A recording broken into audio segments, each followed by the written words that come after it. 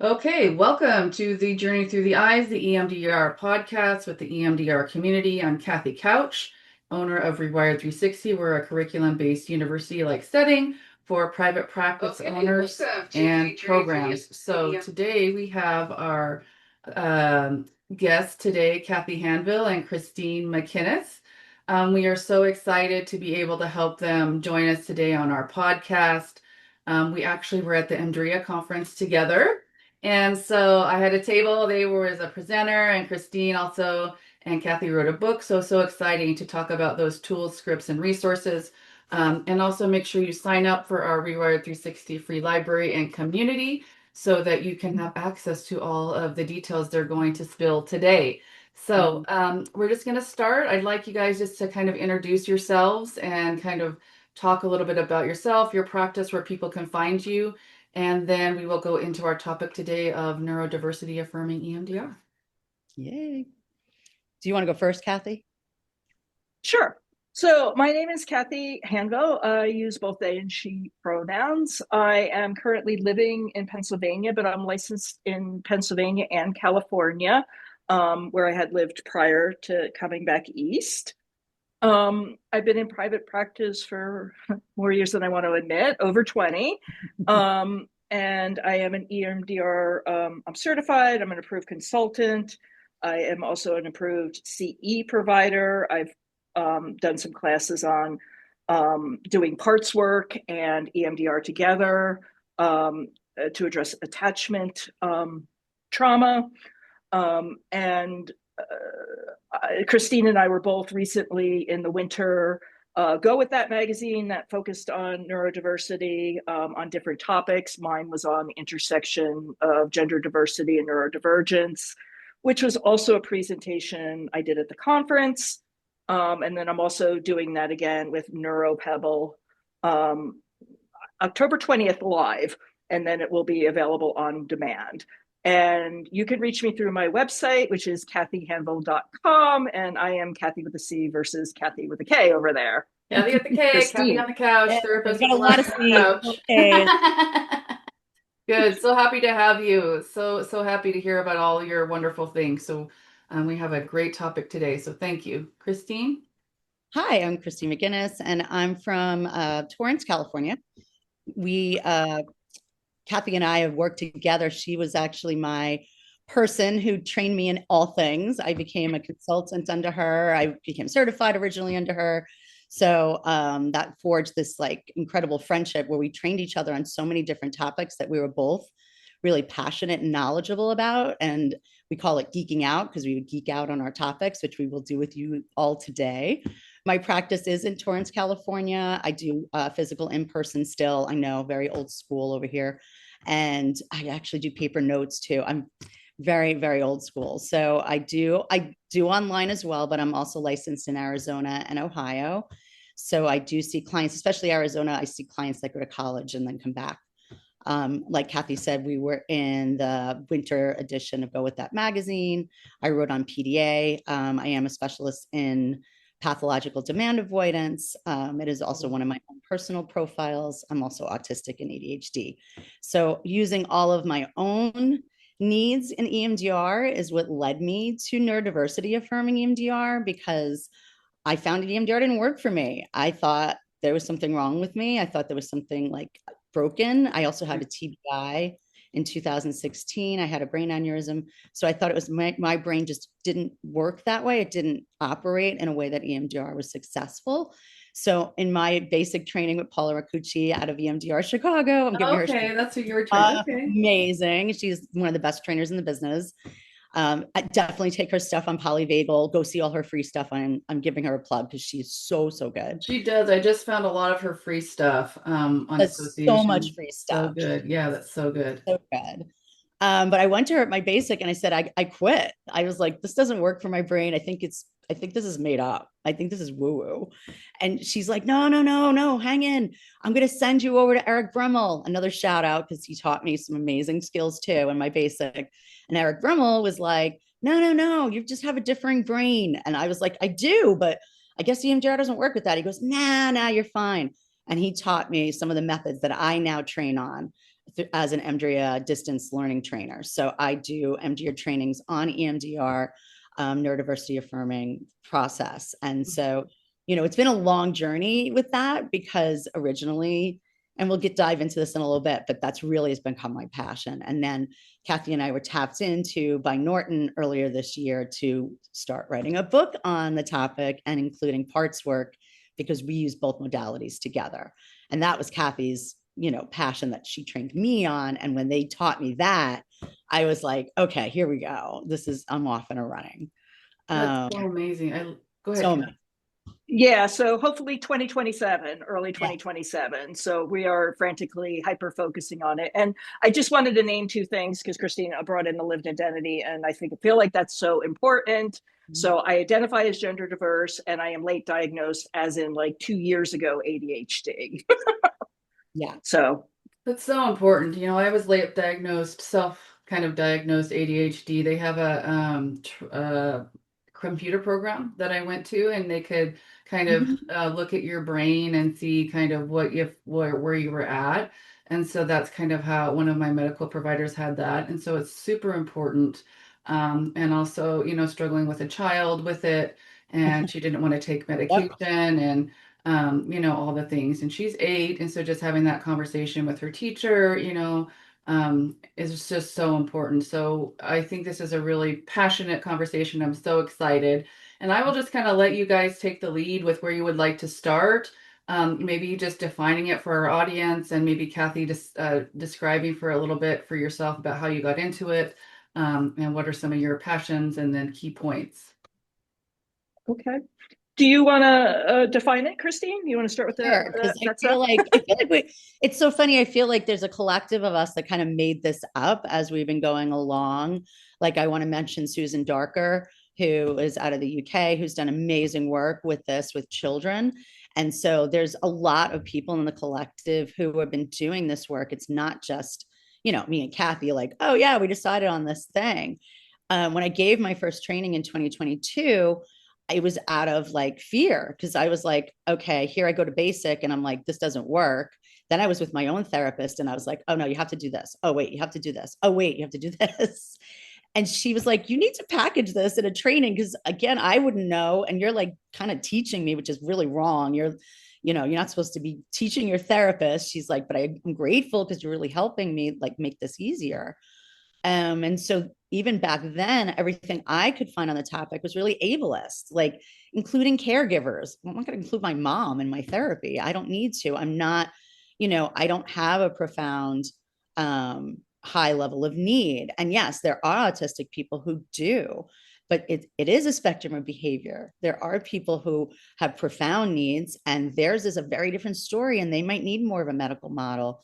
But for those of us who are at a level where the needs are lower, we don't need that much intervention, but we do need some.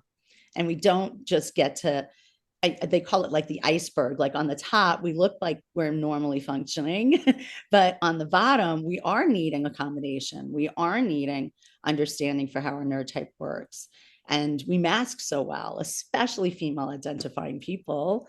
We're trained from birth to smile. You'll look prettier. And, I mean, all the absolute baloney that, female identified people go into this whole masking. And so I'm going into many different divergent angles, like I do with my ADHD all the time. But it's basically that. It is like really affirming the understanding of each person's differences in their and it's not even just autism and ADHD, which are my diagnoses with the PDA profile. There's also people with DID, understanding that that's not something that is considered abnormal or pathological. It actually is really adaptive. For people who have DID, they survived. For some of them have survived some pretty horrific complex trauma. So why wouldn't you disassociate from that, especially if you're living it every day? Yeah, that's adaptive, that's healthy, that's good. And yet we've made it into this huge pathology. And so affirming work is really just that: understanding the differences, accepting the differences, recognizing that needs need to be accommodated. So if there's profound needs, someone who's non-speaking, of Great. Get assisted technology in there. We have tons right now. Get them devices where they can communicate in the way they know how to communicate instead of telling them, oh, no, no, no, no. You're going to communicate the way we do. You're going to speak. That might not be appropriate. And yet we make it pathological. So it's great explanation. I love the pathology component, right? I think that's just so important to understand and hear and if Cathy wanted to add in, because I tend to yeah, I see that. Go ahead. Wait, yeah. When you have the two of us, we both have, the ADHD and can info dump a little. So, and I think we both have good information. So not to say, yeah, I mean, I guess there's a few points I want to make to add on to what Christine said is like, yes, we really use Nick Walker's paradigm of the neurodiversity paradigm rather than the way that this has been pathologized in a very medical model. We are not of the belief that people that are neurodivergent, there is something wrong with them. They are different. Our brains work differently. So it's a matter of looking for that and accommodating that. And, Christine was talking a little bit more about kind of higher needs and, higher support needs and stuff. But my particular passion right now, and it's because of my lived experience as an AFAB person who was like, I don't have ADHD. I am the most organized person I know.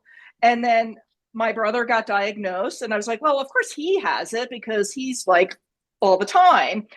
And then I was with a lot of therapists consulting Christine and other people that were ADHD. And I started to be like, but it's a very typical time for people assigned female at birth to be diagnosed in perimenopause because people like me who think we're super organized or masking as super organized, things start to fall through as the hormonal shifts happen. And I also think it's a time of life thing. So I'm also, partially caregiving for my mother-in-law and caregiving for my mom and all of those stresses and managing all of that with the hormone changes and high masking is when I started to really sort of, fall apart a little, I felt like. And, I think that we don't typically look at people with ADHD as very accomplished, right, looking all together assigned female at birth. Like, I think, there's this whole stereotype about people with ADHD are lazy or underachievers or all of that. And I think a lot of people are very high achievers because, with the ADHD, as Christine could say, we're like, hey, let's write a book. Let's do this. Let's do that. We do a lot. So, that's sort of a particular passion. And then I'm going to kind of segue into here that my presentation at the Andrea conference was on the intersection of gender diversity and neurodivergence because I work a lot with transgender diverse clients. That's been one of my specialties for a long time. And over the years, I was just seeing more and more clients. And I didn't recognize it at first. And it's one of those things I feel like not great about as a therapist, not knowing what I know now back then, but seeing like my trans clients are autistic, a lot of them.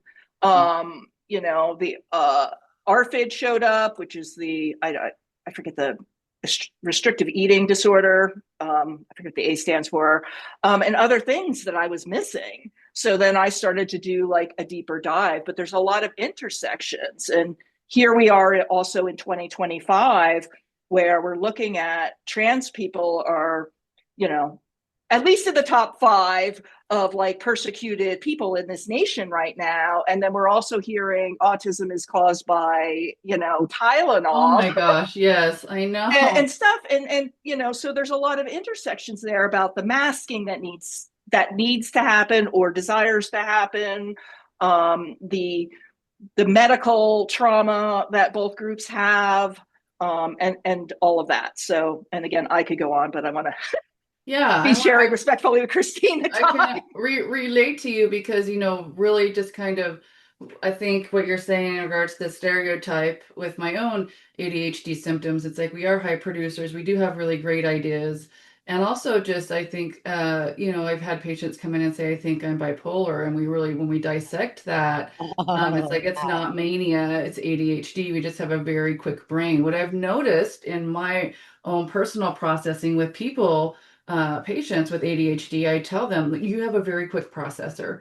And so usually that material sometimes goes through very quickly, with them, and they can process it through very quickly. And so that is important. I also had a patient that works in computer science, and he said the likelihood of somebody being autistic, trans, computer programmer is very high.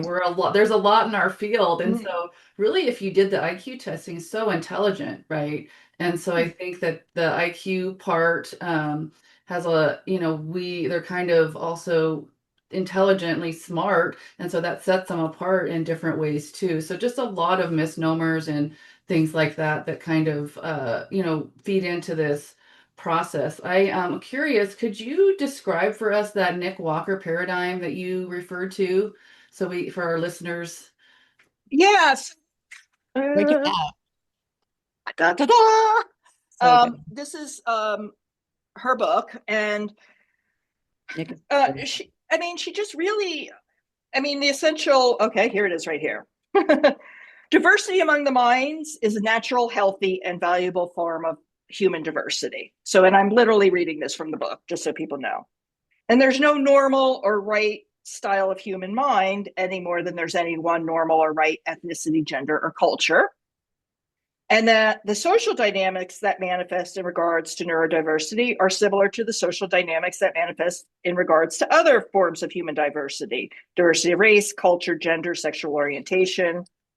And they include the dynamics of social power relations, of social inequality, privilege, and oppression, as well as the dynamics by which diversity, when embraced, acts as a source of creative potential within a group or society. I think, actually with both gender diversity and neurodiversity, like it's been pathologized for so long, and both have histories of conversion therapies, right? Straight up conversion therapy for gender and sexual orientation, and then ABA being used in very coercive ways for autistic children. So, and all of those goals were to change the person and make them fit the mold. And what we're saying is, you're fine the way you are. We want to help you work in a world that is telling you constantly that you're not fine.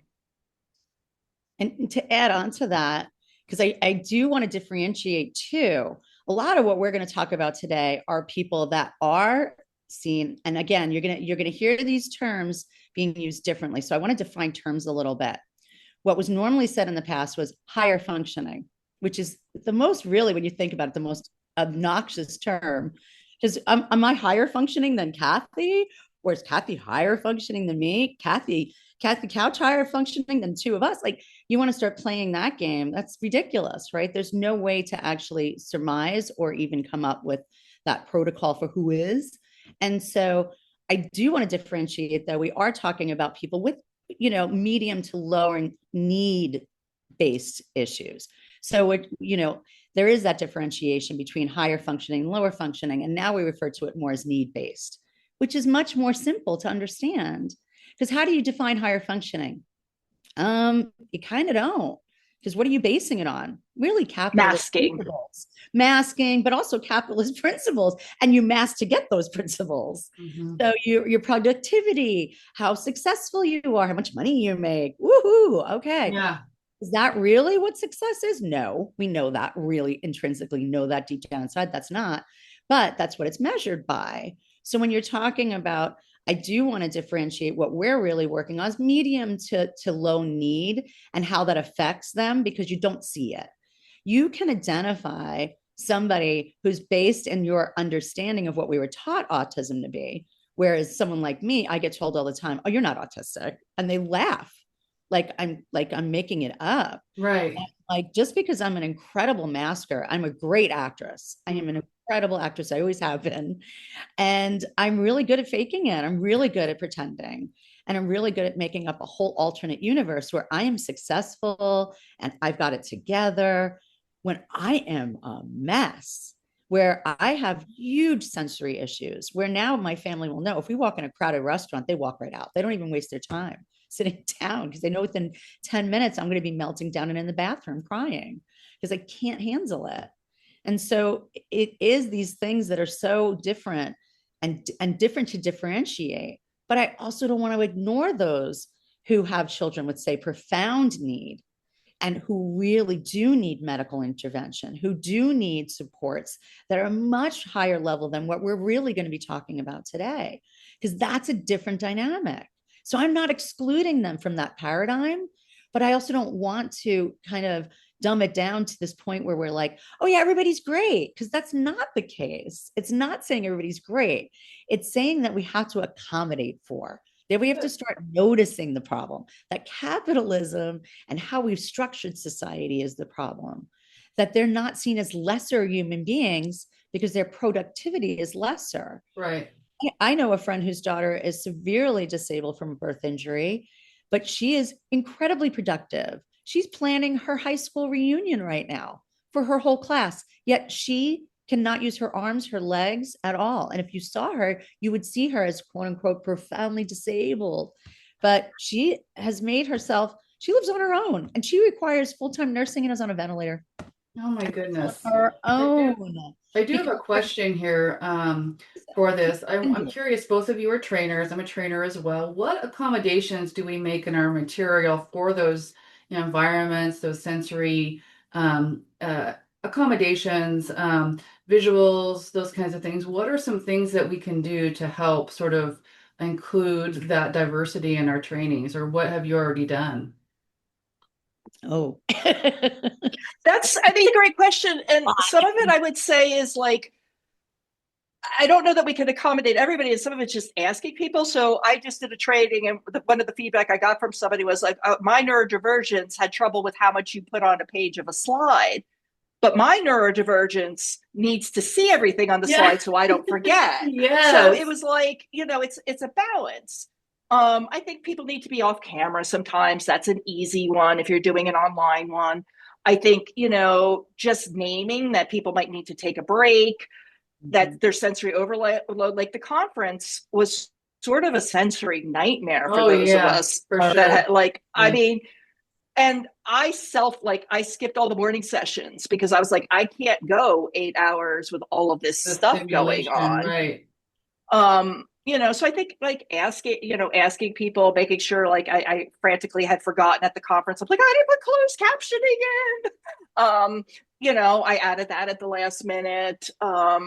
But I think, I don't know that we can hit everyone, but I think naming it and saying ahead of time, do you need anything? Like Christine and I have been working on a list for our clients. Do you need, we have a whole list of do you need to be off camera? Do you need to not make eye contact? Do you need, a whole list of things?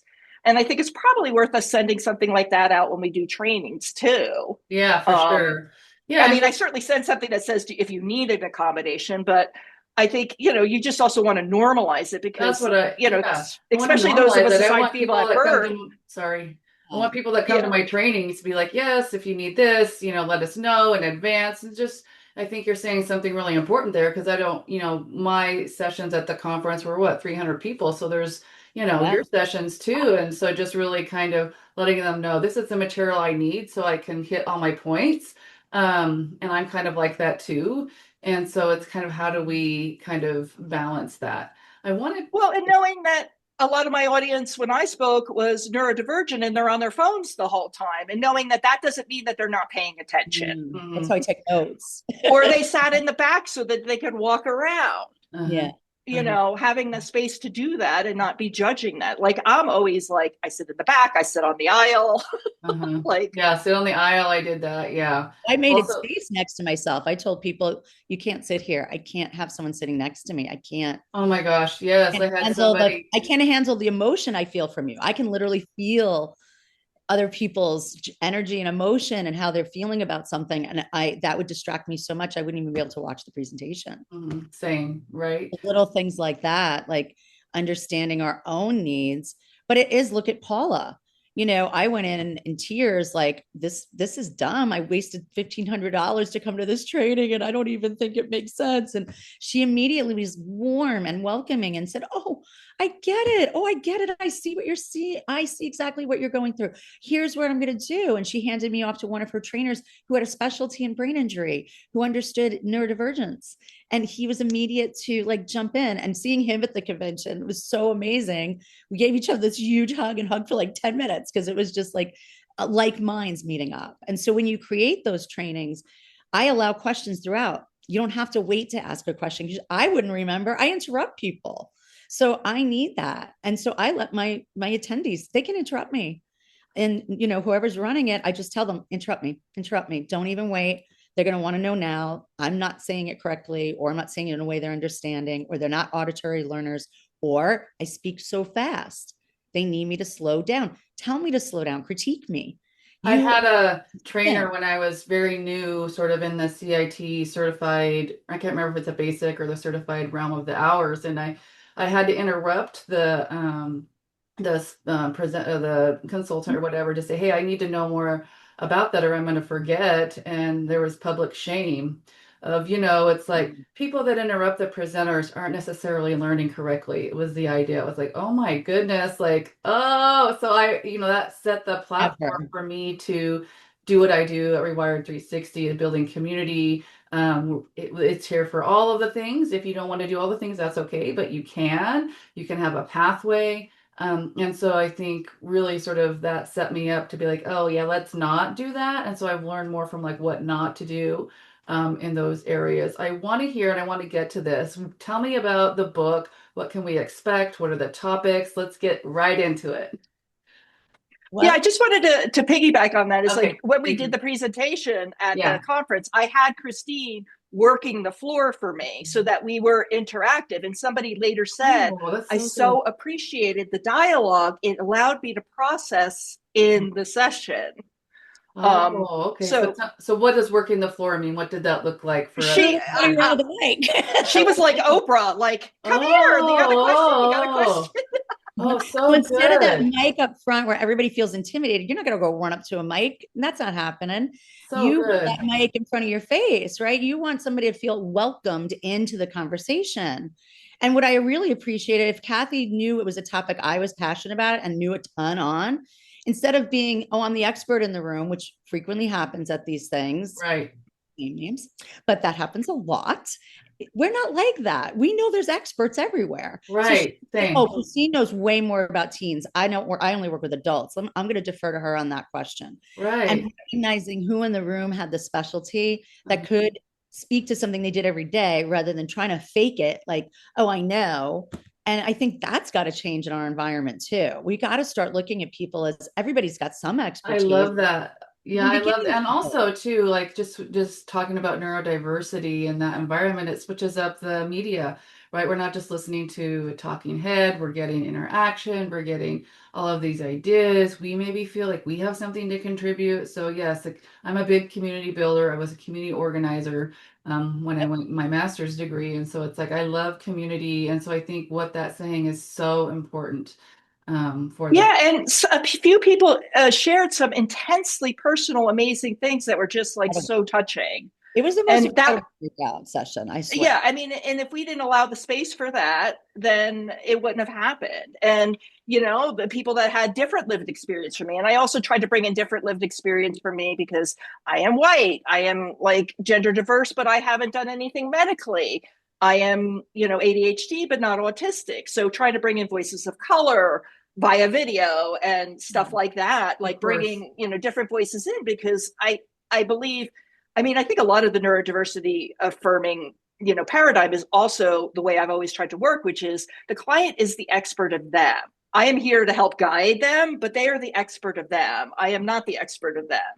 And, really doing a very collaborative approach. So that's how I train, and that's how I am in the room. And I know it's the same for Christine. Yeah, that's why we get along. We work exactly the same. Like we so good. The same and different, but and we have different things that we love to work on. But I think our style is that way, is very warm, engaging, and we're collaborators. We are not experts. I'm a collaborator. Yeah. And I'll say I have a specialty in something. I will never say I'm an expert in something. Yeah, me either. Ever. Even if I have lived experience, because I am white, I am privileged, I am cis, I might be queer, but I'm not a lesbian. I might be, I have all these identities that are different, but I don't know every identity. And honestly, just being autistic, even with low needs, someone who is autistic with low needs might have different needs. And so, yeah, to expect that we're all going to know everything, or that One we're of the my missions at Rewired 360 is to improve the communities of color, the Black, Indigenous people of color. Yes, As I went to this desperately. community, there was a small group of, I'm specifically focused on people that are African American descent.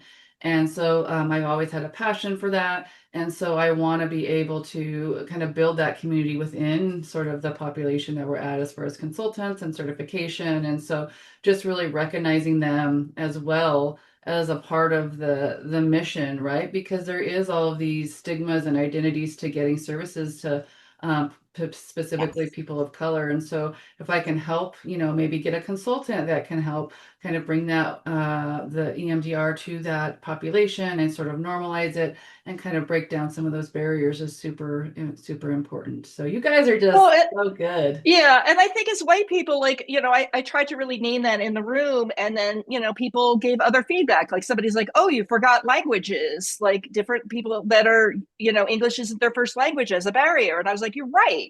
I did. And thank you for sharing that with me. Like, I think a lot of times, as white people, we could be a little defensive. And I've worked really, I think we all have to do our own anti-racism work, but, kind of being like, okay, I want to take the feedback and I want to help. Like my goal has always been to help people from marginalized communities be consultants and take the next step, because there's too many people that look the same way. Yes. And even at the conference, there was a lot of that. Yeah. Right. And that was what's great about Cathy's breakout, I thought, was we did have people of indigenous cultures in the room speaking for that population and even saying, I'm indigenous to this part of the world. And like, again, understanding the nuances. And I go to a lot of trainings where the understanding of the nuances isn't met. And so now I'm only drawn, and I thankfully started with Paula Marcucci because she is that. She is always looking at all of the things. And so that's our goal too. And, to intro our book, I think one of our biggest challenges, so the name of the book is Neurodivergent Paths to Healing, using Affirming EMDR and parts work with autistic and ADHD clients. And one of our biggest challenges as we're writing it is, oh my God, we have to include this. We have to include this population. We have to make sure we're being sensitive to this population. Wait, now we're diving into DID. We have to go into the neurodiversity affirming lens of DID. Like it's not pathological. Like, and we start this like panic attack a little bit of our blinders. Where are our blinders? What are we missing? What are we not doing? What are we not covering? Who are we not covering? Who are we not acknowledging? Okay, we have to acknowledge the experience of profound need. Okay, we have to make sure we acknowledge like that this isn't pathological for this population. And have an accessible, easy to read book that's not 1,000 pages. Exactly. And make it not technical. We want it to be grassroots. Like we're drawn to like Robin Shapiro's work, that, easy ego states. You jump in that and immediately like boom, boom, boom. Jim Knight's work. You jump in and you're like, there's a tool. Awesome. Go, there we go. So we have that affinity to that type of work because that's what we use in our work. And I don't want to keep the floor on it because both of us are so excited about the book that, I think chime in a little bit about your experience too with it, because we're having so much fun. Yeah, I think the big thing that makes this book different too is, and this is something I felt really strongly about, was there had to be parts work in it. Like since I did my certification and stuff with Colleen West, who's really big in IFS world.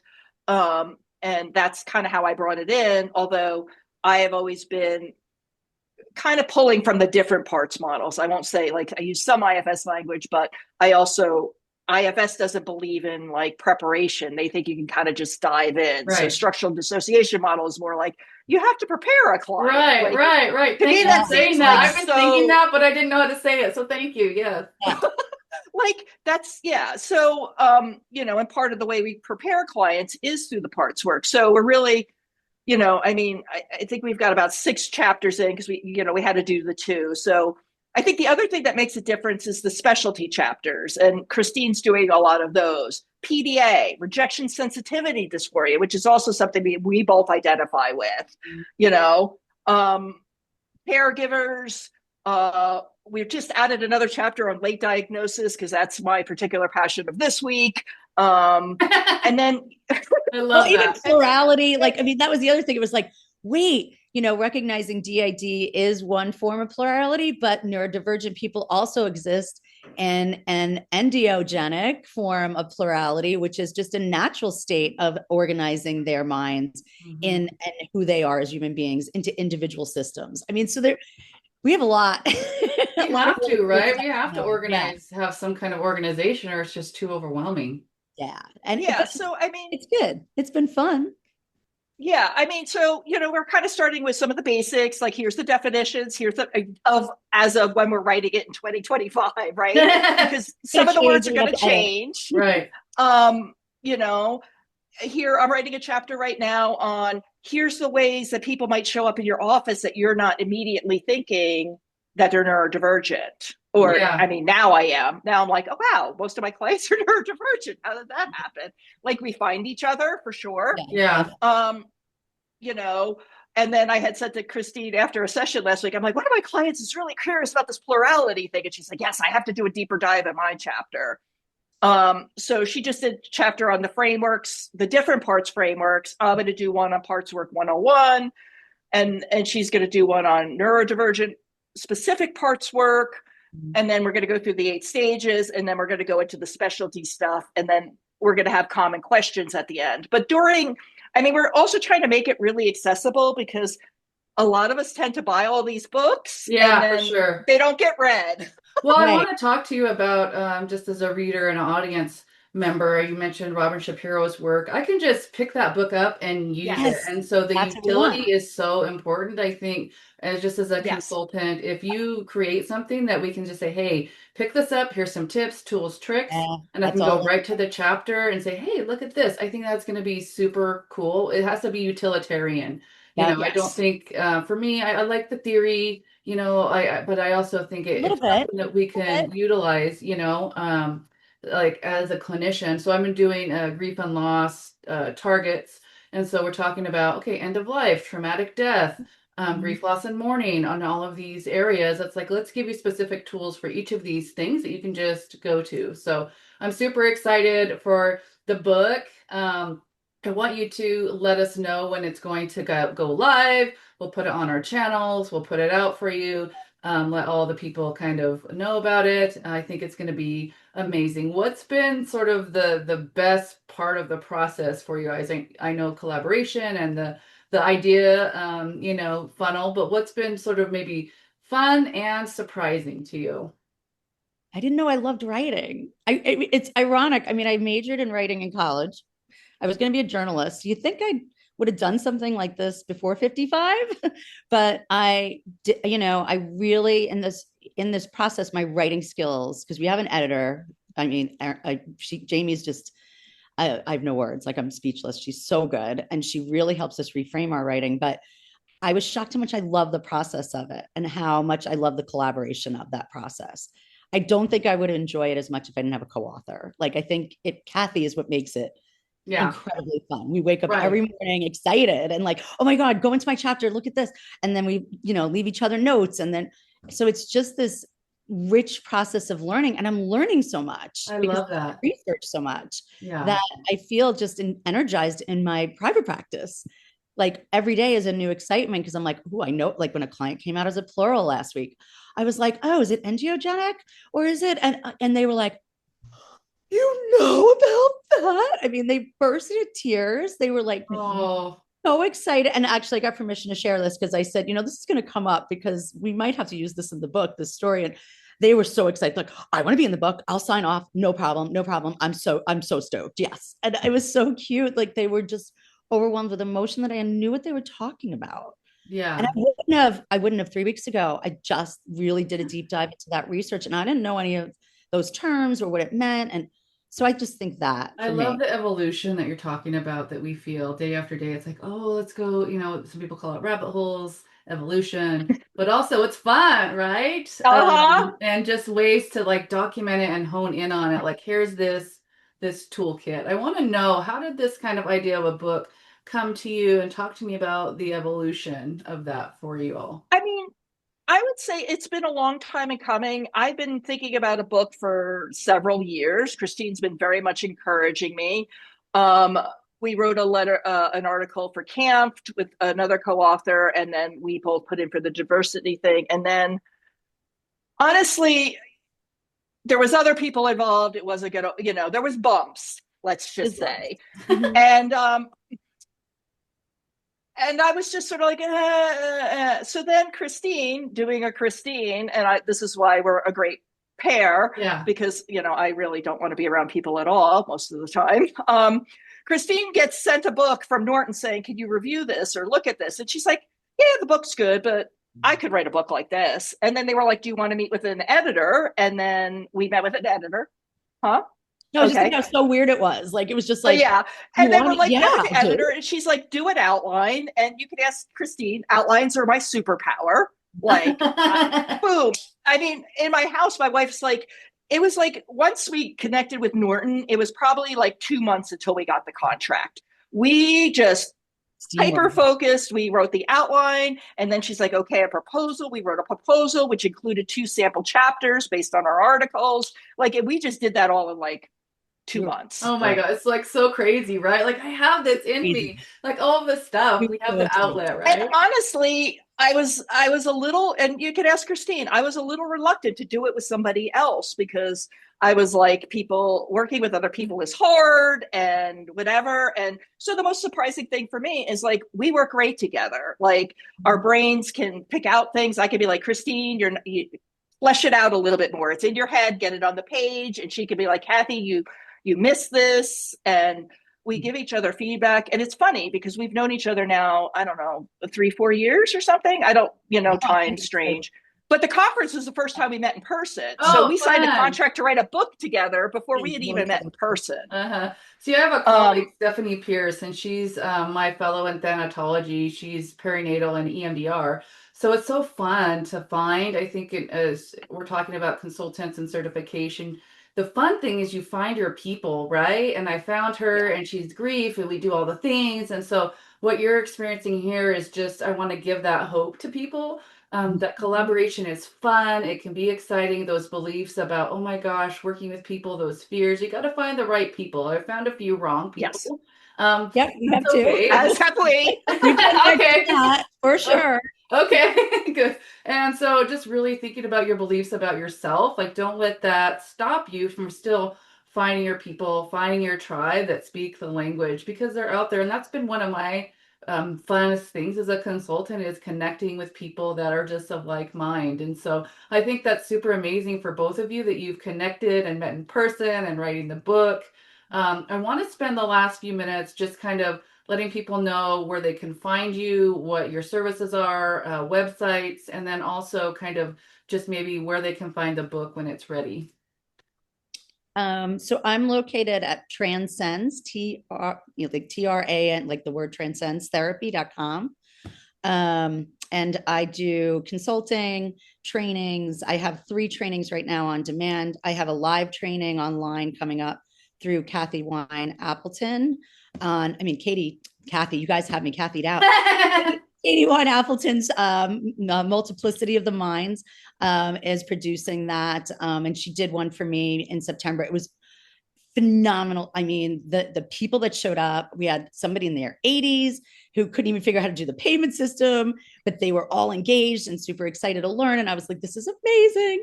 And so many incredible questions. So I do love training. And I'm hoping to be at EMDR next year, working on that. But I have to not niche up my topics so much, because I guess PDA wasn't really a topic everybody was ready to hear about. So okay.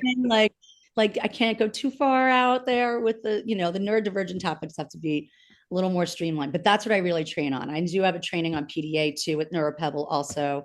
So I have a lot of trainings out there that are neurodiversity based, mostly around EMDR and adapting that process. And they're all very organic. And I do have links on Event Create that you can find on my website. So transcendstherapy.com. And then can you put those links in our community so they can find you when we're done? Definitely. You can find those links in our community as well. So we can find out where all the good stuff is. We'll be making the announcements for the book, all the stuff where you can find her to consult, train, or take any of the training. So Cathy, I'm going to hand it to you. Yeah. as I also wanted to name that Christine had started a group on Facebook, Neurodiversity EMDR. Oh, that's good. And it's a great group. You know, therapists' Facebook groups can sometimes be a little wonky, but this is a great group. And when people come in and have questions, it's very supportive, low drama. So that's a great resource for people also. You can find most of my information, as I said before, on cathyhanville.com. I am looking to maybe start some more certification neurodiversity, queer affirming groups. I am doing the one I did at the conference for NeuroPebble, and what else? And I'm hoping to do something also with Katie Wine Appleton on step-by-step parts work stuff, because that's sort of my other training passion. Yeah, and then, just connecting with us, once we start to get a date for the book, we will definitely kind of coming back to everybody and letting them know. We hope to present at the conference together next year. We decided that would be, we want to do it together. I mean, we sort of did it together anyway. She helped me so much, but I was the one who put in that presentation. That's right. Yeah. You had all the stress up. I know, right? Like having a blast. I think one of the ideas I got from the conference is there's this idea of continuing bonds, of way that you work with the departed and continuing bonds. So I'm hoping that Stephanie will join me also in doing continuing bonds in the AIP model. And so trying to mix those together, I'm kind of like Christine. We can go down and do like really specific, but then zooming out, I think, is also helpful. So hopefully maybe we'll be co-presenters there next year. That would be so fun to meet you all. Like, I probably saw you, right? But like meet and have groups. I know, yeah. It was so many people. Cathy was probably in her room, but that's okay. I want to go to your training. That topic sounds so exciting. I think I think we need a little bit more meat when it comes to grief work, right? A little bit more. We know grief, we know traumatic death, we know all the things, but like let's kind of work on one protocol for it. And so maybe that's my next book. I would love to see, I mean, this came up in my presentation, and I think it's coming up in my clinical work a lot. Yeah. We think of grief as like kind of more death, that loss sort of stuff. I think a lot of us, I have found a lot of clients grieving what is happening in our country in 2025. All of that stuff. And I don't really think, I mean, I talked about it a little in my presentation, but I would love, if you're going to do grief stuff, to really bring that in a little bit more. Cause I think I know me personally, I felt like, post-election, a piece of me broke. Yeah. And trying to find the space to grieve that and have life and do all the things I'm doing. Living grief, right? Living grief. Yeah. That would be an incredible topic. Okay, cool. I love this. So much of that. I see that in my clients every day. Even when we're talking about one of our chapters on late diagnosis, a huge part of that chapter is, and I was fleshing it out today, so it's front of mind, but a huge part of it was grief. Like, acceptance. Like, I didn't have these accommodations when I went to school. I probably could have really done something different. That's important. Yeah. Yeah. Oh my gosh. I remember going to the university at Boise State and I couldn't comprehend something. I thought there's something wrong with me. What's wrong? You just need to slow down and comprehend it. I was like, oh my gosh. Like those accommodations. And they were like, you're fine. You're getting good grades. I'm like, but there's something that's not clicking. And then when I figured it out, I was like, oh my gosh. So yeah, that accommodation piece is so important. I'm definitely hoping that you guys will be back to our post-EMDRIA conference podcast. I'll be, I think, on the 17th of October, and we'll be back. So I'd like to invite you all to that and just all the juice on all of the different sessions there and building excitement there. Any closing remarks or things you want to leave our audience with today? Just don't be afraid to experiment with the EMDR. Don't be afraid of disassociation. There's so much fear in our EMDRIA community that I get it. When you get a basic training, like, don't go off not knowing what you're doing. Once you understand the adaptive information processing model, once you understand the mechanism of EMDR and how it works, once you understand what disassociation is, protection, you really can adapt it to use with lots of different things. But I get so much fear in my consultants when I say, that's fine, you can do that. The relief. Oh my gosh, I know. Great people. Yeah, their bodies just kind of relax. Oh, their shoulders drop. It's Yeah. terrifying to I them. mean, Crazy. my plug is that I feel like a lot of people think they're affirming in a lot of ways without actually having done the work from lived experience people, Right. Especially around gender. When I was marketing my gender affirming care training, I really couldn't get people to go. And I mean, I also get people are over, I want to name people are overwhelmed and stuff, but I'm like, to be culturally competent, and I'm passionate about this group, but there's all of the groups. Like, you need to have training from people with lived experience, and recognize it. You're not competent because you have a trans friend or you think people should have civil rights. Oh my gosh. And the same with neurodivergence. Like, take some basic trainings to know what to look for and pull yourself out of the stereotypes that a lot of us have bought into, and challenge that a little bit more. Because I mean, the more we talk about this, like, you're like, oh yeah, I have ADHD, and it's like, there's a lot of us. I don't care what they say. What RFK says, there's a lot of us doing a lot of really good work. Yes. And out there. So that's my plug. Good. Well, I appreciate you all. I'm so excited to connect and to be continuing, hopefully professionally, working on things together and igniting our passion. So I appreciate you. I honor the work that you're doing. I see you. I recognize you. I'm excited for you. And we will see you next time. So Cathy on the Couch, your EMDR therapist and consultant in Twin Falls, Idaho. You can find me at rewired360.com. We also have our podcast on our website. And then join our community and free resource library. We have our grief and loss trainings coming up. We also have documentation and an EMDR refresher course throughout the year. So check out our trainings. We'll see you next time. Take care.